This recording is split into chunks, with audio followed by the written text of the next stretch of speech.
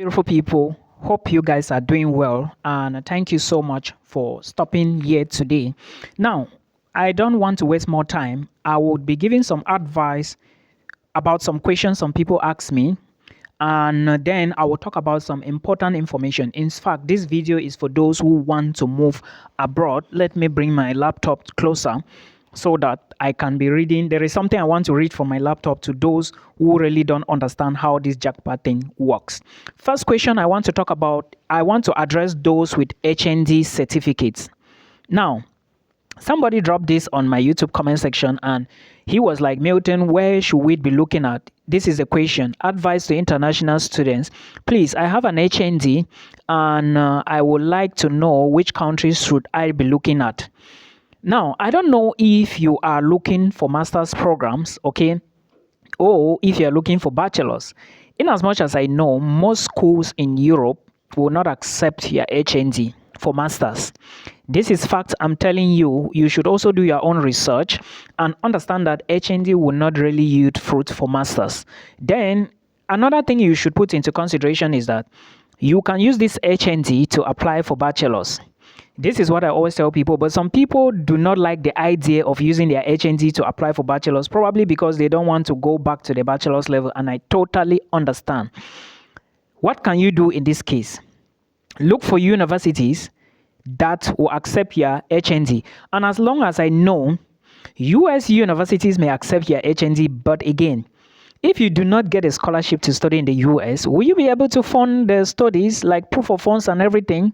Because the visa officer will be very interested in what you want to know. Their chances of getting a visa is limited. At least you are on a 70% deficit to get a visa to study in US if you don't have a fully funded scholarship. This is fact. Nobody should deceive you. It's possible that you can still use your parents' bank statement and stuff like that, and you get the visa approved. But again, like I said, your chances of getting it is 70% low. So you're working on 30%. Now, what you can do with this HND in case you are looking at European countries, my top recommender, like the number one country I can recommend you to actually submit your applications for admissions, right? You should look into schools in France. The reason is because I have videos on this channel. I have talked about these things many times. The reason is because France have two masters, right? Like there is something in France called M1, which is master's level 1, and there is something called M2, which is master's level 2, second year of masters. Now, if you have HND, apply for M1. You may be lucky to get an offer, and if you are lucky to get an offer, then it is good. Some schools will say, oh, if you have HND, apply. But trust me, if somebody comes with a bachelor's, they will prefer to take that person with a bachelor's degree than you. Okay, this is facts I'm telling you. I'm not even joking about this. So you should put all of these things into consideration. Or you decide and go back to bachelor's. This is understood. Now, some people were equally talking about IELTS for Denmark and Ireland. It's true that some students can get admissions to Denmark and Ireland without IELTS. But what is your chance? So just write the IELTS to increase your chance, or to increase your chances of getting admissions into schools in these countries. Remember, my policy is always this: do not put your eggs in one basket. Japa is getting difficult, and the way things are right now, many people want to move this year compared to last year. So if you delay, if you are not smart enough, many people will take your position. This is just facts I'm telling you. And remember, there are laws already in Europe, and even as I'm talking to you, I'm talking from the Netherlands. This is my new home. There are laws in place, and they are currently thinking about it. I talked about this in my previous video, so please put all these things into consideration. Then let's address this issue of people, because what I want to say is, with regards to Canada and the US, you have seen the changes from the immigration minister, Mr. Trudeau, in Canada, talking about international students not getting visas, talking about reduction in temporary residence permits, talking about reduction of PR, permanent residents from outside of Canada, and recently talking about removal of some courses that are not in demand in Canada. Now, this is going to be a very big setback, because most people who got rejected and those who are thinking of applying will now run to Europe. Now, The survivor, it will now be survival of the fittest. Most people will want to come into Europe. And if you do not do your application early enough in order to submit the document, like submit your application, get admissions, then start your visa process, when you now get admission, it will be late. Because when you go to book appointments, some embassies will now start telling you that, oh, there is no appointment. Oh, there is no appointment. And trust me, examples include Portugal, and I know Lithuania will be included. You know why? Because these countries have high visa approval rates in 2024, this current year. So next year, it is not going to be easy. Another thing I want to address is Estonia. Most people don't understand. I know a couple of people who got rejected for Estonia and Malta. So if you are putting applications into these countries, Estonia and Malta, I will talk about others later, but Estonia and Malta, please make sure you have a backup plan.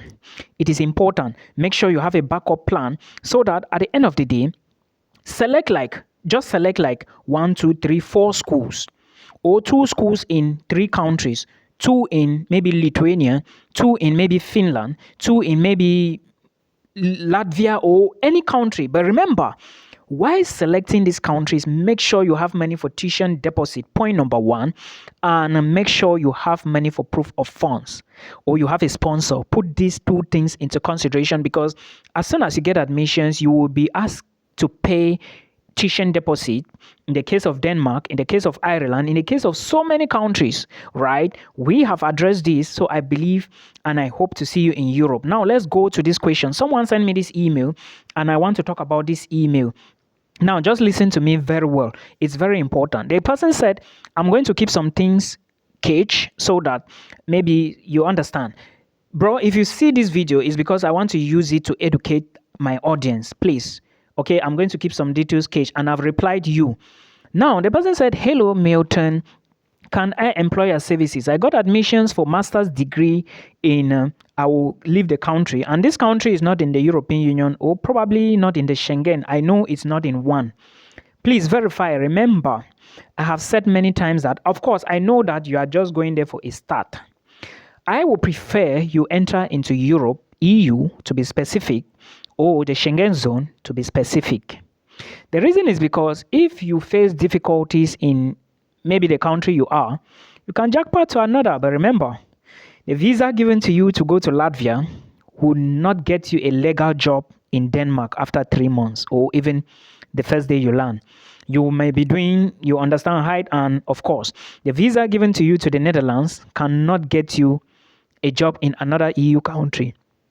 What happened? But you can enter there and be there for 3 months, but you can't work there. Okay, you can only work in the country that your visa was approved to enter. Now, the person said, I applied for a master's program but was denied visa due to the fact that I didn't pay school fees, and it was not my fault. It was the fault of who refused to allow me and other applicants to pay fees. Now, that is directly telling me that they worked with somebody. You guys understand already. And probably there were many. Presently, I'm looking to apply for schools and countries with high visa rate. So I want to engage your services. Well, let's forget about the other part. I've replied you. And now, this is where my concern is. I have said these things many times on this platform that if you apply to Europe, know that you are going to pay tuition deposit when you get admission. Yeah, this is what you are going to do, and you must do it. Now, in case they don't ask you to do it, or if they don't ask you to pay, just understand that you have to pay the deposit before you apply for visa. For example, let me use an example here. There is a friend of mine who got admissions in Portugal, and the university never asked him to pay a deposit. But he reached out to me, we talked, and I told him, okay, try and pay a deposit. Because if you go, the school is asking you to pay 5,000 euros per year for tuition, and you are going to the embassy without you paying even 1,000 euros. How would they take you serious? They will never take you serious. And this is the same thing that happened. Probably maybe the school wrote on the website, but who was working with them on their process never told them. And maybe the man didn't want to tell them because they explained to him that if they pay the school fees, they may now have money to pay him. And since he was looking for ways to collect his money from them, it happened. Yeah, things like this do happen. I understand this logic that these guys always use. So you have to be careful. I have said it many times that most of these people would make you like will make you lose opportunities. You have to be careful when you want to work with people. Listen to those who have the brain, people who actually understand concepts. Okay, don't just go to people because they wake up one morning and open an office somewhere and they are saying their visa whatsoever. I don't understand. Try to apply for your visa yourself. Do your own due diligence. I teach you here on how to do it yourself. But if you cannot do it, that is when you can come to me. I only do Netherlands application, Lithuania application, and of course, I also do Italy application. If this is what you want, check my video description box and you book a call with us, with me. Let's talk about it. Then, if everything being equal, we kickstart from there. Okay, my email is equally down there, and only for collaborations or something. Okay, because I'm equally open for that. I hope this video helps you. To those of you who are saying that, oh, I cannot apply to many schools because I'll pay application fee, I just want to inform you that only you will take your own destiny and carry it on along. Like, if you really want to go through, you are going to do the work. I applied to 13 schools in 7 different countries. How much did I pay application fee? More than 300K. Did I get how many admissions? Even Denmark rejected me after paying 78,000. So, but did I stop there? No, I kept pushing. I'm where I wanted to be. So you have to be strategic. Okay, this is my advice for you.